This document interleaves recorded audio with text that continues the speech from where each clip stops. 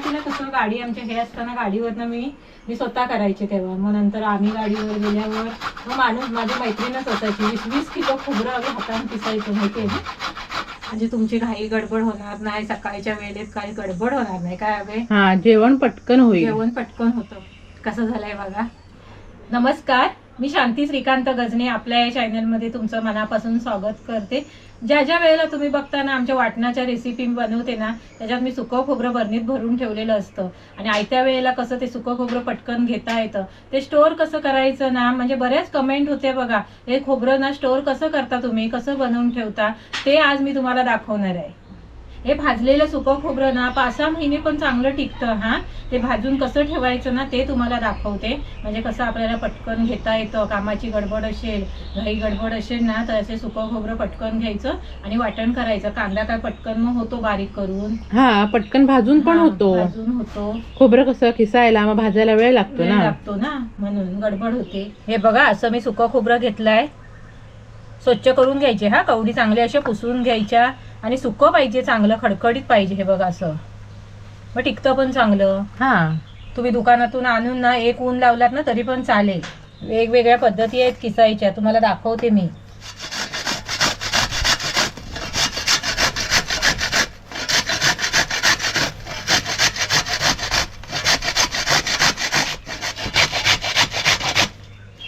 आणखीन पटापट जर आपल्याला खोबरं किसायचं असेल ना, तर किसणी ही भिंतीला लावायची. दाखवते तुम्हाला. म्हणजे कसं असं हातावर जोर नाही पडत. हे कसे हातात धरून कसं असं जोर पडतो की नाही हाताला, हे बघा असं हातात धरायला लागते.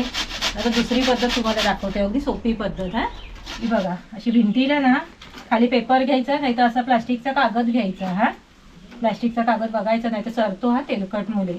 नाही पेपर वगैरे घेतला तरी पण चालेल. हे बघा, अशी किसणी अशी भिंतीला लावायची, व्यवस्थित लावायची. आणि असा फक्त हात धरायचा. हे बघा, सपोर्टला फक्त. हा, सपोर्टला फक्त. हे बघा, असं किसायचं. पटापट किसलं जातं.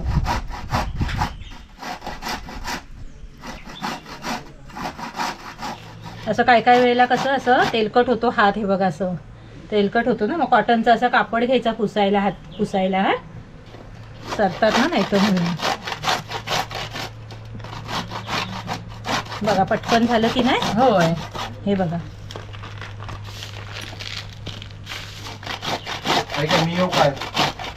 येतोच आहे. हा, ये मग जरा पटकन होईल. होय. किसणी कुठे आहे? किसणी बघ मांडणीत आहे बघ. आणि परात घेऊन ये.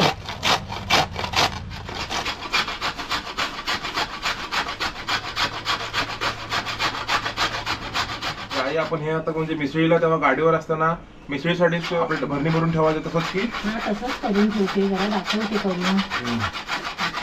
पहिले किती करायचं खोबरं एक भरणी. तेव्हा सुरुवातीला कसं गाडी आमच्या हे असताना गाडीवरनं मी स्वतः करायचे तेव्हा. मग नंतर आम्ही गाडीवर गेल्यावर मग माणूस माझी मैत्रीणच असायची. 20-20 किलो खोबरं आम्ही हाताने पिसायचं माहिती आहे ना. आणि नंतर मला आमची नातेवाईक आहे, हॉटेल आहे, आणि त्यांनी ती मशीन घेतल्याने मग थोडे दिवस मग मशीनवरनं हे खोबरं बारीक करून आणायचं. डायरेक्ट मशीन मध्ये आलं की लगेच एका बाजून सगळं आपलं किस बाहेर येते. आणि 20-20, 25-25 किलो खोबरं असायचं तेव्हा. तेवढं खोबरं हाताने करायचं.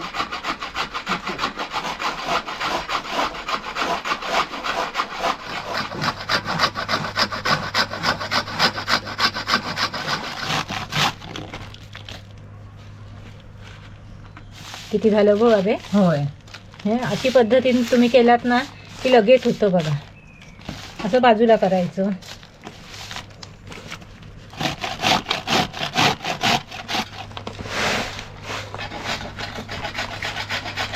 बघा, असं जाड जाड असतं ना, असं काढून घ्यायचं. ते एक एक वेळ असं जाड पडतं. हे बघा, अशी साईडचं ते काढून घ्यायचं आणि नंतर बारीक करून मग भाजायचं ते परत. हे असे ठेवायचं नाही त्या खोबऱ्यात. म्हणजे का, हे खोबरं मग भाजत नाही ना. हे बघा, तसंच राहतं मग. आणि मग मऊ पडतं ना. हा, मऊ पडतं मग हे खोबरं. आई तू भाजून घे पटकन, मी तुला हळूहळू किसून देतो सगळं. हा, भाजून किती जमलंय तेवढं. आपण हे बघा, जाड तळाची कढई घेतली आहे. चांगलं खमंग म्हणजे असं भाजायचं. चव चांगली. नुसतं करपटलेलं असेल ना तर बापे चव पण नाही चांगली. आणि करपट स्वाद लागतो. करपट स्वाद लागतो. दाखवते तुम्हाला कसं भाजायचं. कढई टाकली आहे आणि खोबरं आपल्याला हे ना असं थोडं थोडं भाजायचं आहे, जास्त प्रमाणात असं घेऊन भाजायचं नाही. थोडं थोडं भाजलात ना की सगळ्या बाजून असं खोबरं चांगलं भाजतं, खरपूस असं भाजतं. तसं परतवत परतवत राहायचं. हे बघा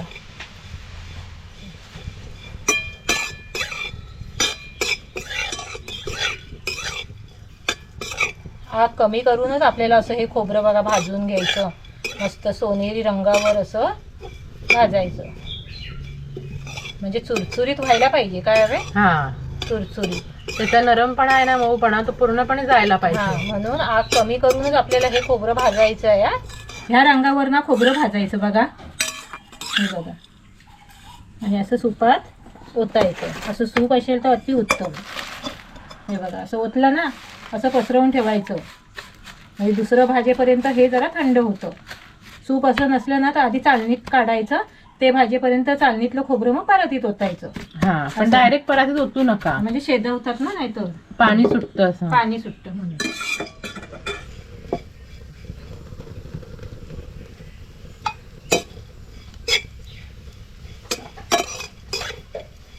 असं भाजायचं. काय हवे? हा, बरोबर झालंय. हा, असंच खोबरं मी सगळं हे आधी भाजून घेते.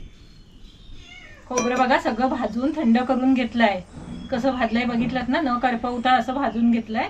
हे बघा, आणि चुरचुरीत पण होय ना हवे? होय, चुरचुरीत झालंय बघा. असं थंड झालं की लगेचच भरून ठेवायचं आहे. असं नरम पडायला द्यायचं नाही आपण. असं चुरचुरीत असतानाच असं भरणीत हवाबंद डब्यात असं भरून ठेवायचं. हे बघा,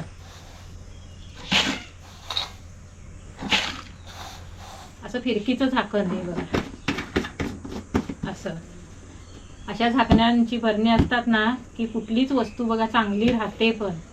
आणि असे हे भरून ठेवायचं. आपल्याला जेव्हा आपण भाज्या करू, जेव्हा आपल्याला लागेल तेव्हा हे खोबरं थोडं थोडं काढून घ्यायचं. तुम्ही महिन्याचा जिन्नस आणता की नाही, त्या जिन्सात तुम्ही 1-2 किलो खोबरं असं आणायचं. म्हणजे तुम्हाला लागत असेल तेवढं असं आणायचं आणि किसून असं भाजून ठेवायचं. म्हणजे तुमची घाई गडबड होणार नाही, सकाळच्या वेळेत काही गडबड होणार नाही. काय हवे? हा, जेवण पटकन होईल. जेवण पटकन होतं. मग नुसता कांदा आपला भाजला आणि मग हे खोबरं भाजलेलं घ्यायचं. कसं झालंय बघा. कसा वाटला तुम्हाला आजचा व्हिडिओ कमेंट करून नक्की सांगा. आणि आमच्या व्हिडिओला लाईक करा, शेअर करा आणि सबस्क्राईब करा. आणि व्हिडिओ शेअर करा. आणि असं हे खोबरं तुम्ही बनवून ठेवा.